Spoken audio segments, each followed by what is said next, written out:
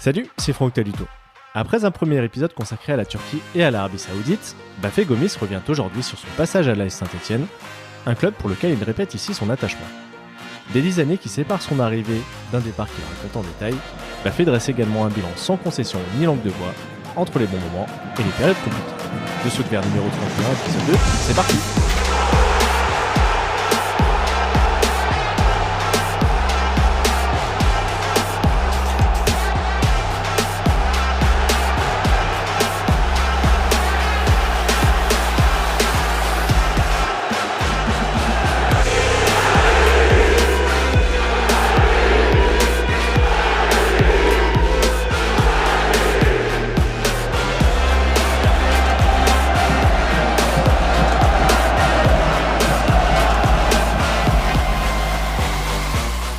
Bafé, même si tu es parti il y a presque 13 ans, ton nom reste quand même très associé à ton club formateur. Tu as quel rapport aujourd'hui avec l'AS Saint-Etienne? Quelle place occupe ce club dans ton parcours et ton cœur? Un rapport fort, parce que déjà je leur dois énormément le fait d'avoir épousé une carrière professionnelle et aujourd'hui de pouvoir découvrir ces pays, donner une qualité de vie à mes enfants, je le dois à tout ce que Saint-Étienne m'a donné et appris à inculquer aussi comme valeur. Et ces valeurs, ils impactent ma vie toujours parce que c'est des valeurs que je donne aussi à mes enfants. C'est pour ça que je tiens toujours à ce que quand je reviens dans la région, ils passent par Saint-Étienne, parce que j'ai des amis là-bas, j'ai cette maman-là qui est presseuse, Chantal Durieux. Voilà, c'est comme la grand-mère des enfants. Donc de temps en temps, ils vont là-bas, ils dorment à Saint-Étienne, et c'est important pour eux, parce que chaque fois que je m'habille en vert, chaque fois que je vois du vert, c'est la couleur de l'espoir. Et Dieu seul sait que j'en avais beaucoup quand je jouais sous ces couleurs. Et c'est la couleur qui m'a révélé. Donc Saint-Étienne restera à jamais malgré ce qu'on peut dire, malgré ce que certains supporters peuvent penser, une place très spéciale dans ma vie et dans mon cœur. Malgré l'éloignement, est-ce que tu continues de suivre les résultats? Bien sûr, j'ai regardé il y a 2 jours le match contre Bordeaux. J'étais content après avoir été mené 2-0. C'est une équipe qui joue son va-tout et qui n'a pas dit son dernier mot et qui a fait preuve de caractère et de personnalité comme il en faut pour porter ce maillot de Saint-Étienne qui a un passé, qui a une histoire, donc qui a un maillot qui est très lourd à porter pour ces jeunes. Tu parlais des supporters, alors on évoquera ton départ et les liens qu'il y a eu entre toi et eux après, mais certains espéraient quand même ton retour cet hiver puisqu'il a été un petit peu évoqué. C'était, Mhm, mhm. euh, c'était une vraie piste ou pour toi c'était complètement Bon, irréalisable? c'était une vraie piste, mais c'était réalisable dans le sens où c'était même pas financier parce que Saint-Étienne et moi, ça ne sera jamais une histoire financière. Mais le fait d'avoir, encore une fois, joué sous les couleurs lyonnaises, avait créé même si à l'époque, c'était quelque chose d'important pour sauver et pour que le club poursuive sa, son ascension en Ligue 1 parce qu'il y avait des problèmes financiers et ce transfert a fait du bien aux finances stéphanoises. Mais ça a été mal communiqué et je peux comprendre que certains supporters m'en veulent. Et j'ai pas de problème avec ça parce qu'aussi je regrette pas le fait d'être parti à Lyon parce que c'était à l'époque le club le plus important. Donc moi je l'ai vu comme une progression et en plus qui pouvait et que j'avais que cette proposition-là et je l'ai vu comme une progression et aussi surtout comme une aide pour mon club formateur parce qu'ils m'ont demandé c'est eux qui m'ont demandé d'accepter cette offre. Donc pour moi, il y a pas eu de trahison, mais je peux comprendre les supporters qui m'en veulent toujours. Donc comme j'ai beaucoup travaillé, j'ai jamais manqué de propositions. Bah, j'ai préféré prendre celle où ma famille et moi allaient se sentir le plus épanouis parce que d'être à Geoffroy Guichard, venir aider un club que t'aimes en difficulté, mais si c'est pour se faire insulter et que mes enfants entendent des noms d'oiseaux, c'était pas ce que je rêvais pour ma fin de carrière. Et je voulais pas connaître, enfin, je voulais garder les bons souvenirs et les merveilleux moments que Saint-Étienne m'a offert. Par contre, je leur souhaite de se maintenir parce que la place de Saint-Étienne, on la connaît tous, elle est parmi l'élite. J'avais prévu d'évoquer justement ce départ pour Lyon plus tard, mais on va le faire maintenant puisque tu as commencé à en parler. Quand Mhm, tu signes à l'OL, alors c'est vrai qu'il faut rappeler que sans ton transfert, le club aurait été vraiment en grosse difficulté financière. mhm, Mais est-ce que mhm. toi, personnellement, tu t'attendais à ce que ce soit aussi difficile? Déjà en tant que néo-lyonnais, parce que tu as reçu un accueil particulier, et en tant aussi qu'ancien Mhm. stéphanois, ton retour à Geoffroy Guichard. Oui, bon, c'était important pour moi parce que bah, j'allais découvrir le haut niveau, la Ligue des Champions. Donc voilà, il fallait que je m'adapte. C'était un niveau que j'avais pas connu auparavant avec Saint-Étienne.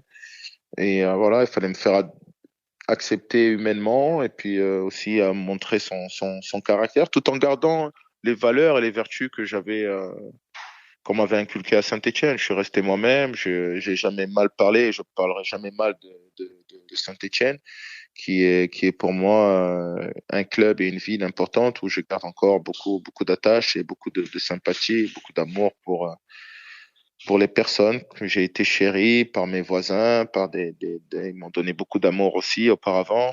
Et le fait d'avoir été très exigeant, le public stéphanois, le fait d'avoir été très exigeant très tôt avec moi, très jeune, ça m'a permis de gravir les échelons et de ne pas avoir peur des grosses ambiances aujourd'hui en Turquie, mais à Marseille, en Arabie Saoudite, où j'étais le joueur phare du championnat, la tête d'affiche, où bah voilà, il y a beaucoup d'attentes autour de toi, il y a beaucoup de moyens qui ont été mis pour te faire venir, donc ça nécessite une pression que j'ai connue très tôt et ce qui m'a permis bah, de relever tous ces challenges avec succès. Alors bah, revenons là où tout a commencé, pardon. J'ai reçu à ce micro il y a quelques mois Loïc Perrin, puis Gilles Rodriguez. On a parlé de la génération 85 à laquelle tu appartiens. Tu gardes quel souvenir de tes années de formation à l'ETRA? Qui était venu te chercher? Qui c'était Gérard Fernandez, Christian Lariep et Sébastien Fonbonne dans la région PACA. Et puis j'ai fait un essai et puis ça a avéré tout de suite concluant et mes parents ils ont apprécié le discours des dirigeants stéphanois. Donc j'ai rejoint l'ETRA le 23 août 99. Et puis voilà, je me sentais bien parce que bah, c'était un cadre idéal pour moi, très familial.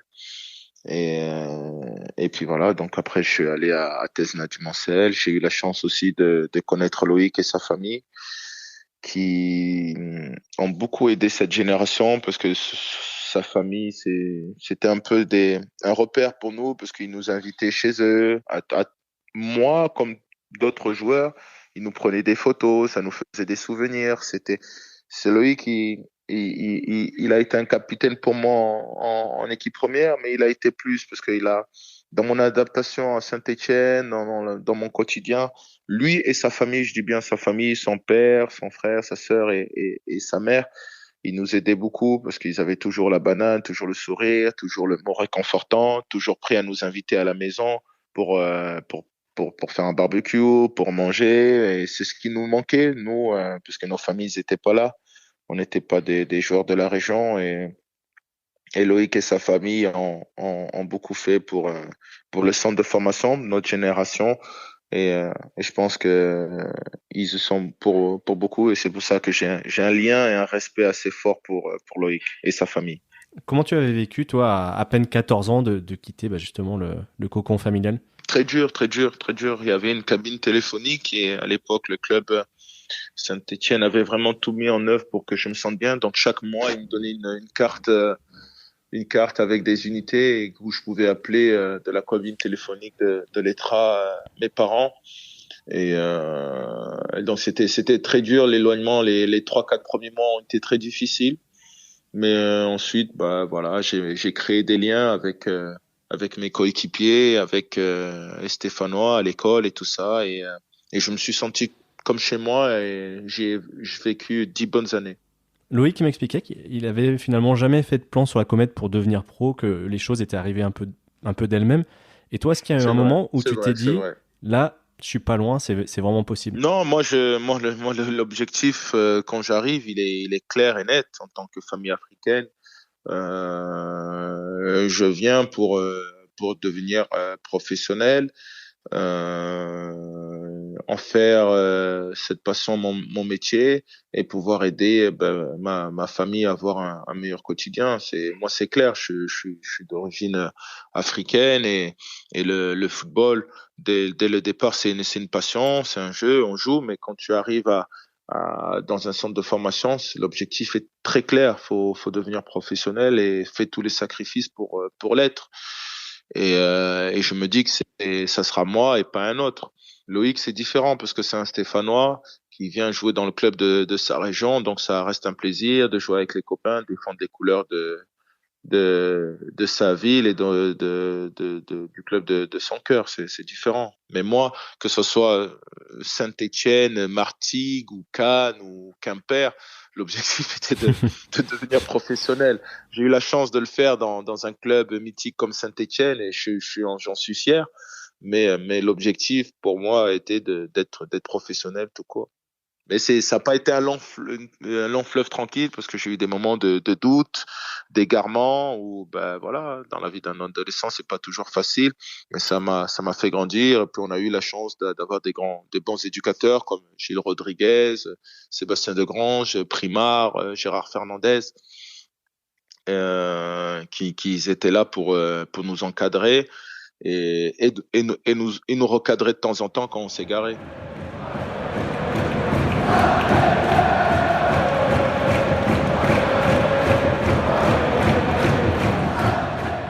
L'entraîneur qui t'a lancé chez les pros, c'est Frédéric Antonetti, qu'on connaît bien, Bien sûr. qui est un personnage bouillant.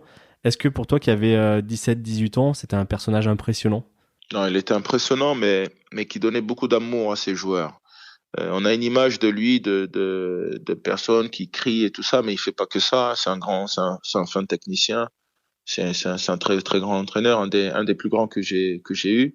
Malheureusement, j'ai travaillé que 6 mois avec lui. J'aurais aimé bosser, travailler plus parce que je pense que c'est un formateur. C'est quelqu'un qui est fait pour lancer les jeunes et j'aurais aimé terminer mon poste formation avec lui. Malheureusement, ça n'a pas été le cas. On s'est recroisé pas mal de fois sur les terrains. Mais c'est un grand entraîneur et qui m'a donné ma chance, donc qui aura à jamais une place importante dans ma carrière et dans ma vie, parce que bah, il m'a permis de découvrir ce que c'était le monde professionnel. J'accélère un peu en résumant pour dire que les premières saisons, tu joues finalement assez peu et tu vas chercher justement du temps de jeu avec un prêt à 3. Avec le recul, cette expérience, est-ce qu'elle a eu un point important dans ta réussite ultérieure?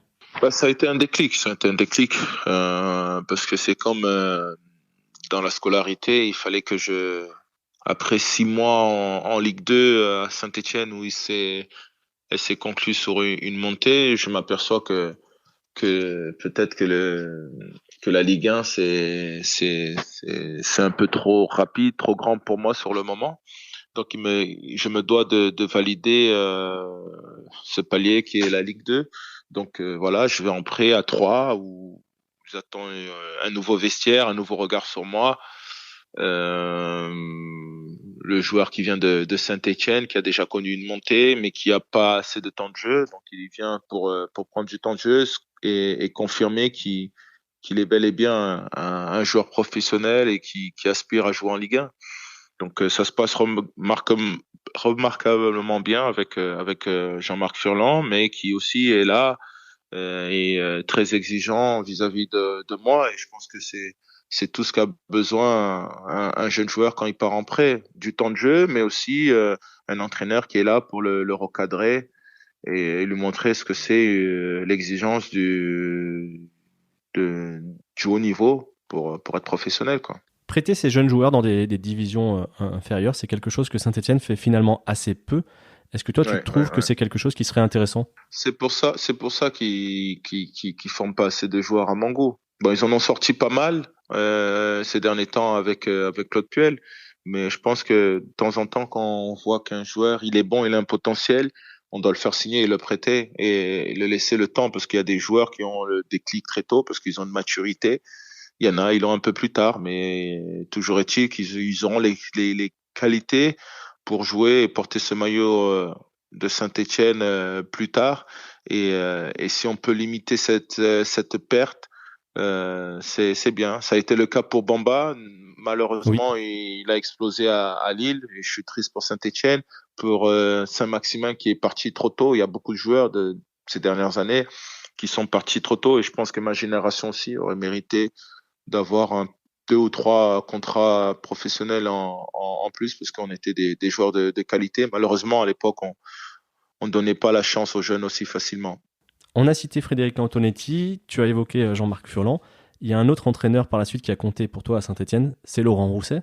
Qu'est-ce qui a fait que Oui, ça a matché oui, oui. entre vous Bon, deux? ça a été le plus important. Ça a été le plus important, Laurent Rousset, parce que, comme je vous dis, j'avais pas terminé ma formation. Mais Laurent Rousset, le fait qu'il soit arrivé en tant qu'adjoint, puis après en tant que numéro un, il me prenait après chaque entraînement. Il a cru en moi. On avait une relation forte. Et puis après chaque entraînement, il me faisait répéter mes gammes en tant qu'attaquant. C'était très important. Et c'est lui qui a fait que je sois devenu cet attaquant de surface et, et redouté des défenses de Ligue 1 et d'Europe. Alors justement, la saison 2007-2008, c'est avec lui sur le banc. Toi, tu Mhm. marques beaucoup, 16 buts en Ligue 1. Vous qualifiez le club en Coupe d'Europe pour la première fois depuis 25 ou 26 ans, j'ai un doute. C'est ton, Ouais, ouais. c'est ton plus grand souvenir sous le maillot vert? Oui, c'est mon plus grand souvenir parce que en tant que joueur formé au club, et vous savez, quand on était formé au club à l'Etra, j'ai assisté à tous les matchs à domicile.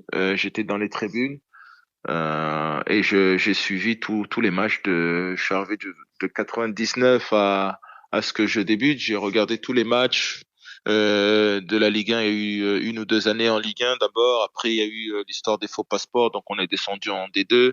Donc, j'ai vu tous les joueurs, tout passer. J'étais dans les tribunes, dans les copes. Donc, l'atmosphère de Geoffroy Guichard, je le connais vraiment très bien. Et même les odeurs à l'époque de grillades,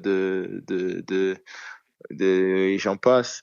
Donc voilà, pour moi, Geoffroy Guichard, ça restera un stade. C'est le stade qui m'a fait découvrir la Ligue 1, même tous les joueurs adverses que je regardais à l'époque, tout ça. Donc il y a un match qui me revient aussi en particulier. Une fois, il y a eu un derby où les Lyonnais ils avaient oublié leurs shorts et les Stéphanois on leur avait prêté les shorts à Asics noirs, tout Noir, ouais. ça. J'ai plein d'histoires comme ça que j'étais là, je regardais les matchs ou bien le fameux match où Alex il fait la panthère contre l'OM avec un nombre trois buts, je pense un triplé ou un quadruplé, c'était énorme quoi. J'ai vécu vraiment des beaux moments à Geoffroy Guichard. Ça personne le sait sauf les joueurs avec qui j'ai été formé ou mes éducateurs. Et donc c'est ça qui fait que Saint-Étienne, pour moi, ça restera toujours quelque chose d'unique. Je reviens à cette qualification européenne où je me souviens, vous étiez resté très longtemps sur la pelouse. Vous aviez pu savourer ce que vous venez de vivre? Oui, mais quand on est jeune, on le savoure pas assez. On se dit, ben, on va le revivre, c'est normal, et on profite pas assez du moment. Et comme on était tous une bande de jeunes, on n'a pas profité comme on le devait. Mais moi, j'étais content parce que quand je vous dis que j'ai vraiment tout connu avec Saint-Étienne, quand j'ai commencé à m'entraîner, ou bien quand j'étais à l'Etra et je regardais les pros, ils étaient au bord de la rupture. Les premiers mois d'Antonetti, ils étaient au bord du national. Moi, je suis arrivé à la fin de l'ère, on joue on joue la montée et on monte finalement en étant champion de Ligue 2 et, qui a été longtemps mon seul titre. Et puis après, on fête cette montée, ce titre à l'hôtel de ville. Donc c'était beau et je voulais revivre ces moments-là. j'ai revécu à l'hôtel de ville une seule fois parce que j'ai pas. Et après, ils ont gagné un trophée, une coupe. Mais moi, j'ai vécu ce moment-là avec le peuple vert, avec cette qualification européenne à l'hôtel de ville. On l'avait fêté. C'était une ville en ébullition et c'était magnifique, quoi. Toi, tu fêtais donc ces buts avec, en faisant la panthère. Qu'est-ce qui a La fait que Panthère tu qui as est repris, devenue un lion. tu avais repris la célébration donc d'Alex parce que lui t'avait marqué ou simplement parce que cette Non, célébration il t'avait m'avait plu? marqué. En plus, c'était une célébration qui m'avait plu et il m'avait marqué.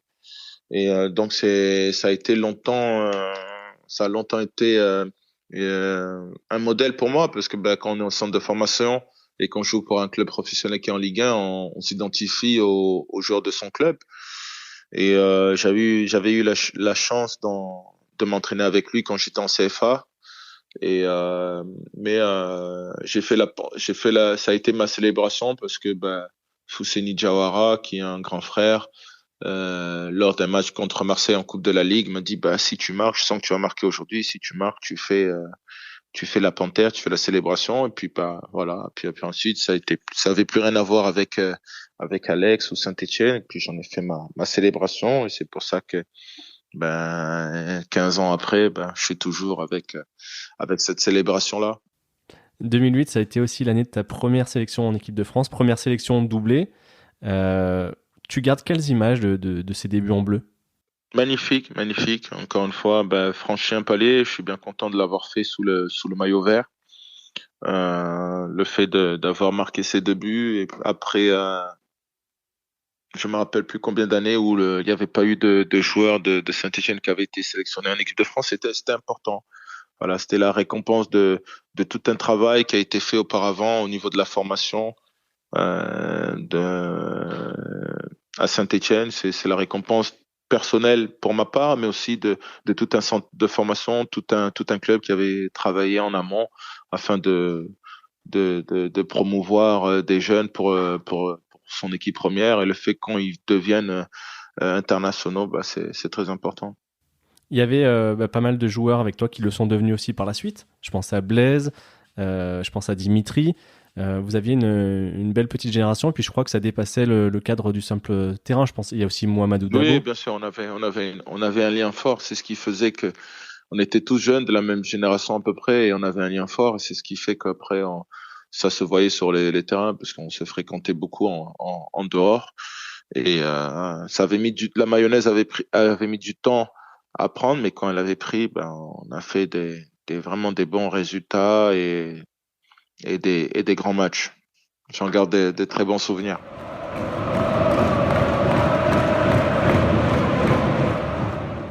Comment tu expliques alors que la saison suivante était aussi compliquée? Alors, il y a certes eu le départ de Pascal, je crois, au mois Bon, de je pense septembre, qu'il y a mais eu le départ de Pascal, aussi le fait qu'on soit insouciant, notre jeunesse nous a rattrapés, mais aussi une mauvaise gestion des dirigeants qui avaient mal recruté. Parce que bah, l'équipe de l'année précédente, elle était plus forte tout simplement, elle était plus forte que l'année qu'on a joué l'Europe. Pour diverses raisons, j'ai compris aussi avec l'âge le point de vue des dirigeants qu'il bah, il y avait un trou, il y avait Pascal qui arrivait à un certain âge et qui avait un besoin de faire un bon contrat pour sa vie personnelle.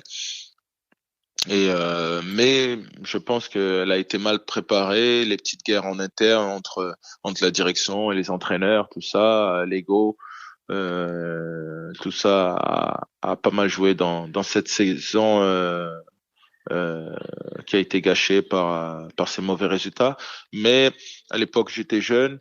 Aujourd'hui, bah, j'ai plus de la bouteille et je peux aussi reconnaître, pour ma part, d'avoir pas fait ma part du travail, même si j'ai marqué 10 buts, je pense que j'aurais gagné à être un peu plus sérieux, plus professionnel pour ma part.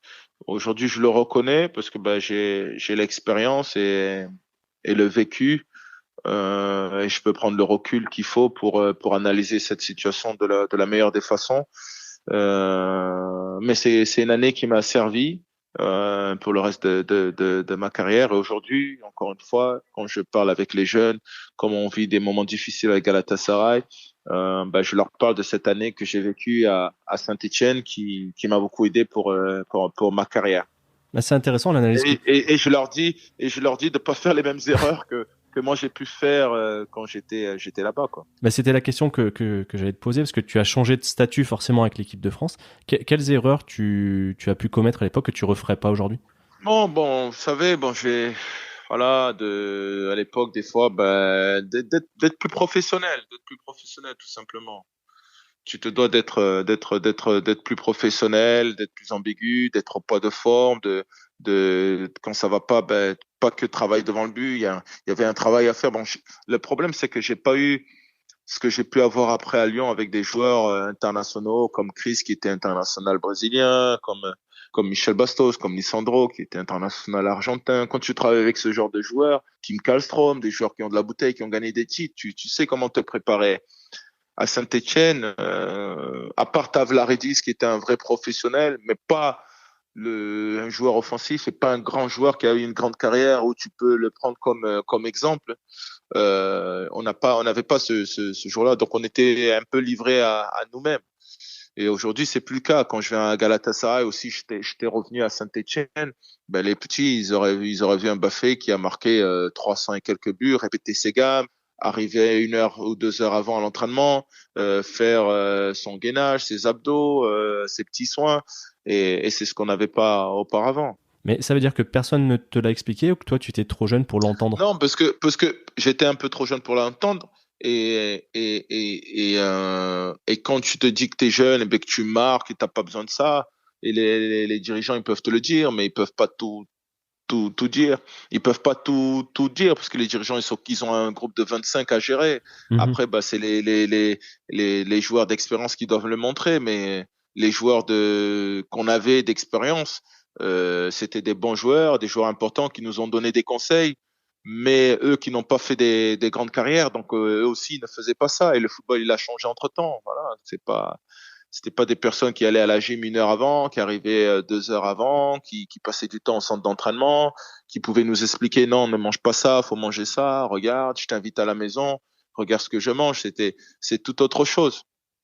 Euh, Et aujourd'hui, c'est différent. Aujourd'hui, quand je vois un jeune qui a du talent, c'est moi qui vais me rapprocher naturellement de lui et lui expliquer.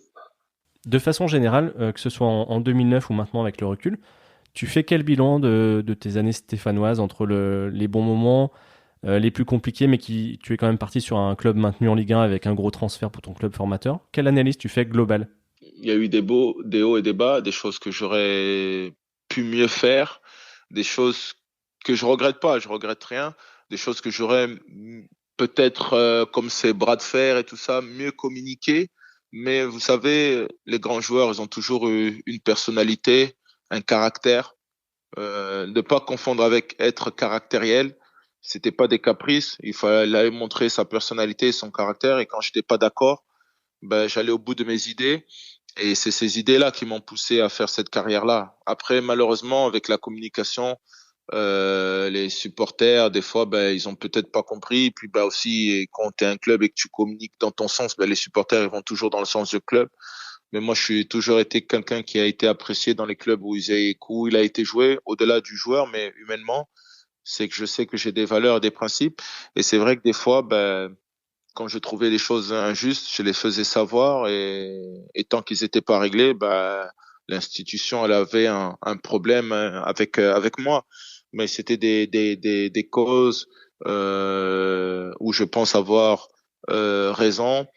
Peut-être pas dans la forme, mais dans le fond, j'avais raison.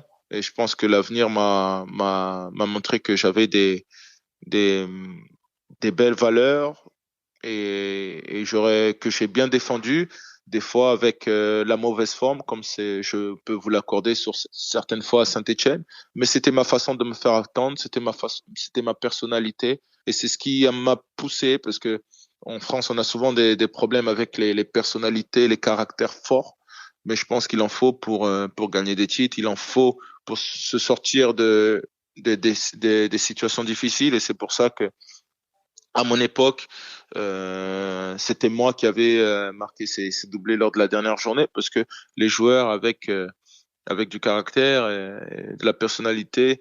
Quand c'est difficile, ils prennent souvent leurs responsabilités. Et c'est pour ça que j'ai souvent marqué lors des derbies ou quoi que ce soit. Donc je regrette pas. J'ai fait des erreurs, comme je peux le reconnaître aujourd'hui avec l'âge, sur la forme, mais sur le fond, Mhm. moi j'ai toujours, même si on peut pas parler, et c'est de l'histoire ancienne,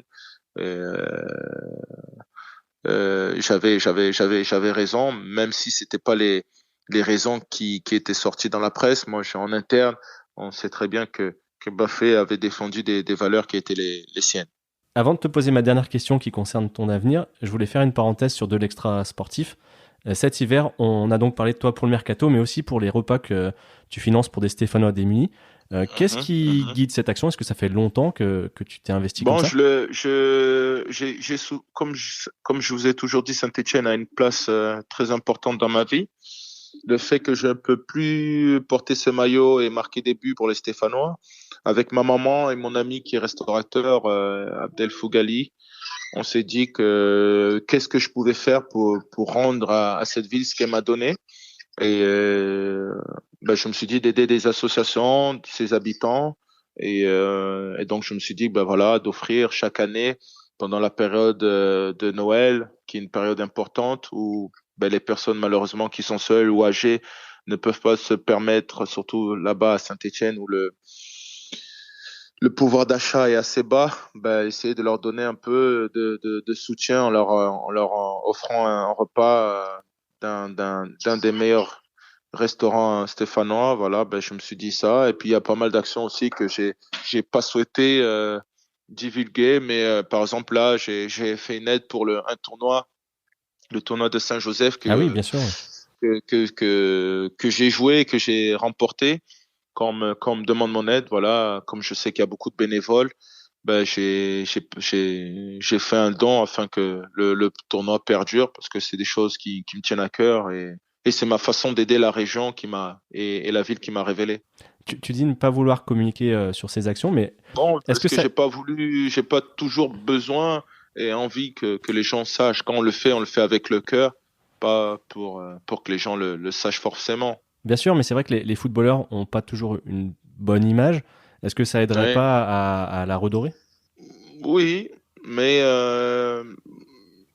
quand je fais quelque chose, je le fais avec mon cœur et j'attends pas Bien sûr. forcément quelque chose derrière et mon image, avant de regarder l'image extérieure, il faut regarder qui on est à l'intérieur. Et tant que tous les matins, je me regarde dans une glace et je sais qui je suis, que je vois des enfants que j'éduque et qui sont fiers de leur papa, j'ai pas de problème avec le monde extérieur.